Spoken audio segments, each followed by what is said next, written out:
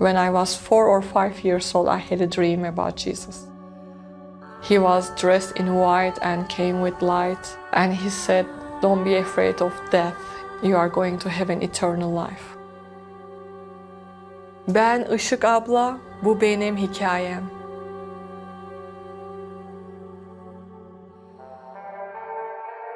I had a very sad childhood. Financially, we had everything, but we didn't have any peace. We didn't have any love or joy in our family. My father was a womanizer, and my mother used to have nervous breakdowns. Every time she found out about his affairs, she used to just fall apart. And every time they had a fight, slamming the doors, cursing each other, I used to hide. And then when they used to see me, they used to tell me, "It's all your fault. I wish you have never been born." My mother became very abusive. I had long hair, beautiful long hair. She took the scissors and cut my hair from its roots. I remember being beaten up, kicked on the floors. My great-grandmother and my grandmother, they used to run to rescue me from my mother's hands, telling her, "You are going to kill her." And then my mother came back to her senses as usual, and she said, "I'm so sorry, honey, I love you, I'm sorry." And that was the only time she would tell me she loved me. 5 to age 7 years old. We had a family, relatives that we have been visiting. They had a son, and he was a lot older than me. I was molested by him. Years later, I told this to my mother, and my mother said they knew all about it. And I said, "If you knew about it, why you didn't do anything about it?" And she said, "We thought you like it." I hated her. I hated my mom. I hated my father. I believed I was stupid. I believed I was ugly. I felt very filthy, and I felt like it was my fault. But I had a dream. I used to always dream that I was in a place like Oscars, and I was wearing this beautiful dress. It was ornamented with pearls and diamonds, and I was walking on a red carpet. And then somebody calls my name. The Oscar goes to Isik. But I was someone important. I was someone special. And I used to take it and I say, "This is for my mom. This is for my dad." I studied a lot. I read everything I could find. I started learning Quran from my great-grandmother and tried to learn and be a good Muslim. So I thought it was fascinating that there was a being who created me. And if I knew him and if I find him, he could change my misery.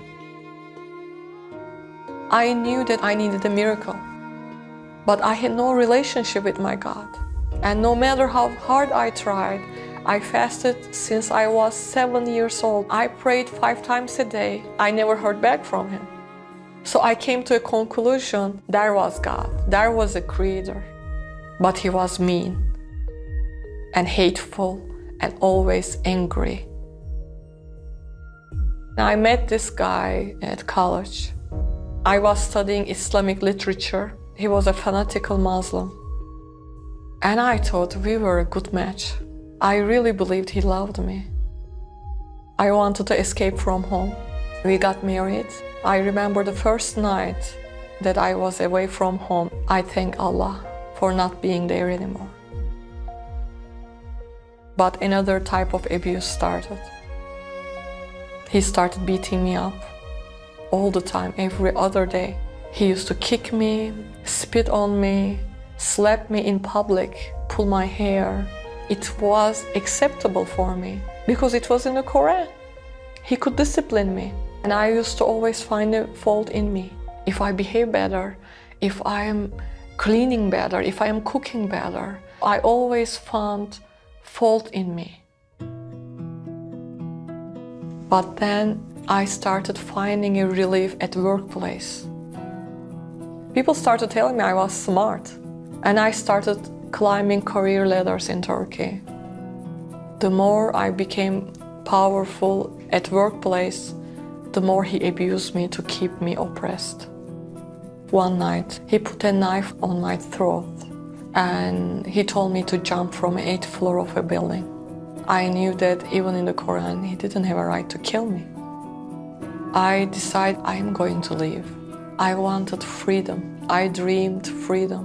I thought America is a free country. I want freedom. American consulate gave me a visa for 10 years. And I bought a ticket, one-way ticket. I got my divorce degree Friday and I graduated from my post-studies in business administration Saturday and I fled to America on Sunday. But it didn't change. It doesn't matter, wherever you go, you take you with you. And I took abuse, hurt, insecure, angry, hateful, miserable woman with me to America. I said, I need a husband to tell me what to do with my life. And this time I met a drug abuser. He wanted to fix his life. He thought that marriage was a good purpose for him to fix his life. And we had a child. This time another type of depression and misery started. This was not physical abuse, but verbal abuse. And I decided to leave him. I was 28 years old, divorced twice, single mother, failed in every areas of my life. I became, that time, suicidal.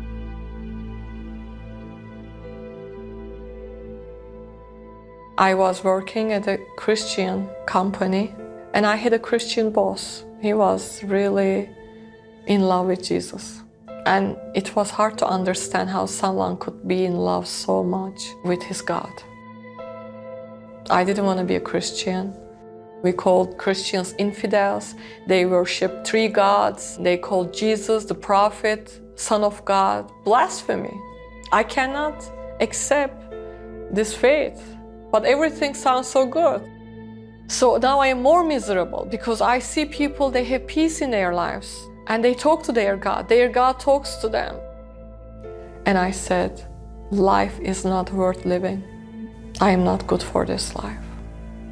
And God hates me. And as much as I hated my mother, I became like her. And anybody can be a better mother to my daughter. And I decided to end my life that day. I went to work and I went to the restroom. I started having a disclosure with God. I didn't know which God I was talking. And I started telling him, why do you hate me? What have I done so bad to deserve this?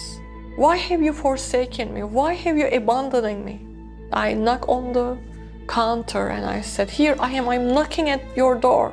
Are you going to open the door? And I cleaned my face. I went back to my office. Then my boss called me.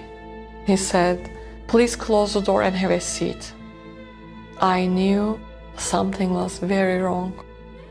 And he said to me, I know this is going to sound very weird to you, but I have to be obedient. My Lord Jesus just spoke to me and he told me about what you are planning. And he wants me to tell you.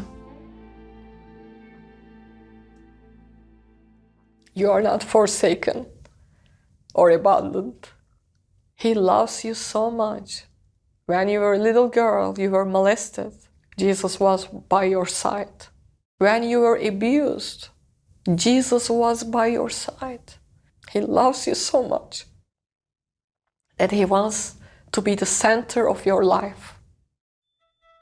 And at that moment, I felt the presence of God. I went on my face to the floor and I started weeping bitterly. And I said, yes, yes, Jesus. One single yes brought me to Jesus Christ. I felt freedom first time in my life. The freedom that I dreamed all my life was real.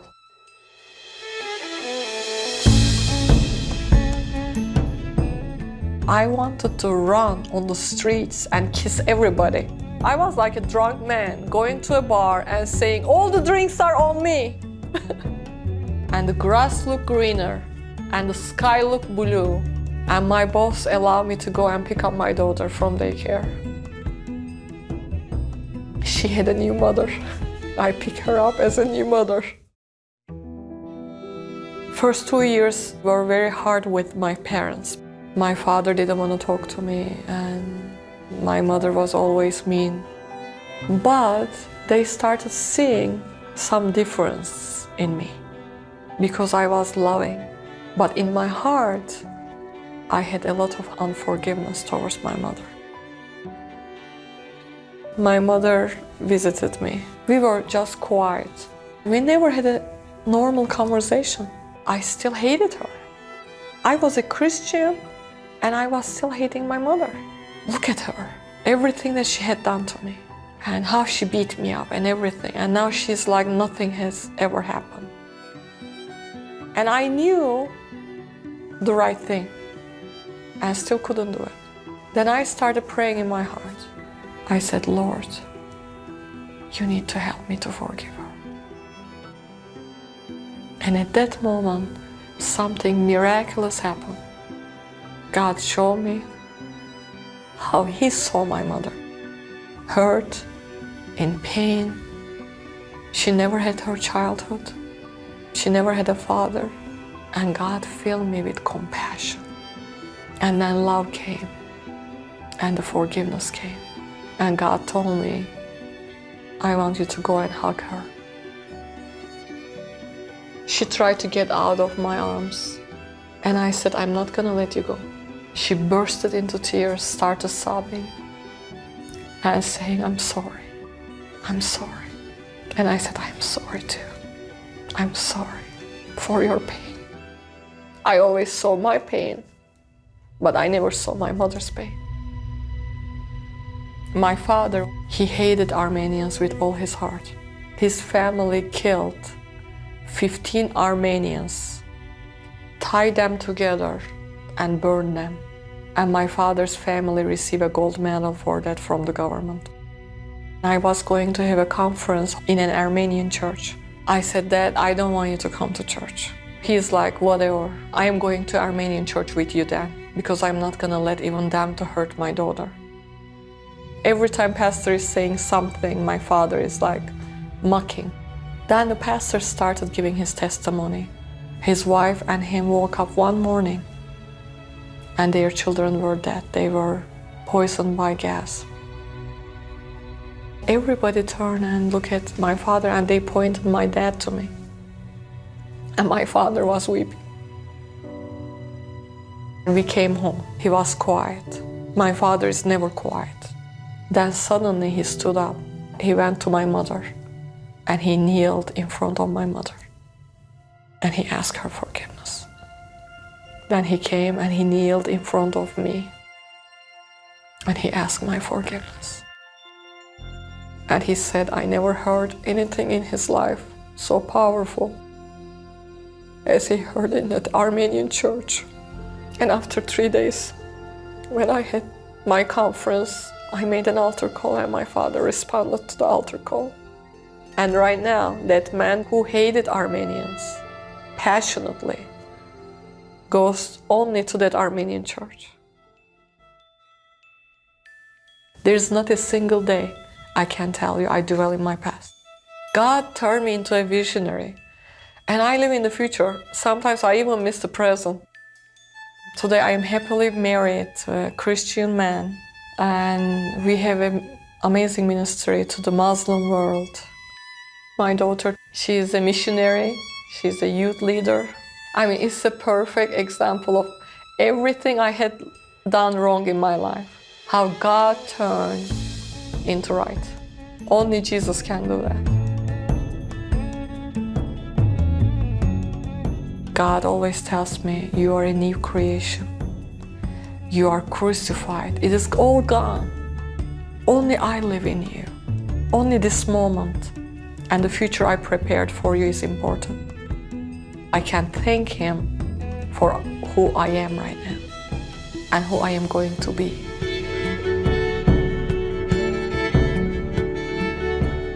God took my trash and turned into a treasure.